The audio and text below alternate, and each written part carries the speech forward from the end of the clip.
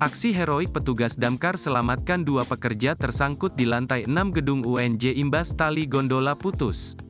Dua pekerja tersangkut di ketinggian lantai 6 gedung Universitas Negeri Jakarta Rawamangun, Jakarta Timur, Minggu, tanggal 2 Februari tahun 2024, usai tali gondola putus. Selanjutnya pekerja tersebut dievakuasi petugas suku Dinas Penanggulangan Kebakaran dan Penyelamatan Jakarta Timur.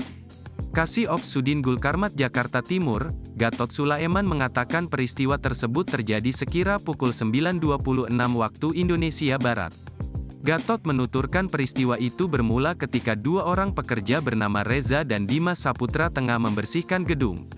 Secara mengejutkan tali gondola yang ia manfaatkan terputus. Tiba-tiba tali gondola putus dan menggantung dengan pekerja masih berada di keranjang. Sampai membuat salah satu pekerja sempat bergelantungan di keranjang, lugasnya. Kemudian Gatot mengungkapkan dua personel pihaknya langsung evakuasi menggunakan tali dari atas gedung UNJ. Dilanjut satu persatu mengevakuasi pekerja gondola dengan cara mengaitkan tali pengaman yang berada di petugas dan dievakuasi ke bawah ke gedung. Alhamdulillah, dua orang pekerja gondola berhasil diselamatkan, pungkasnya.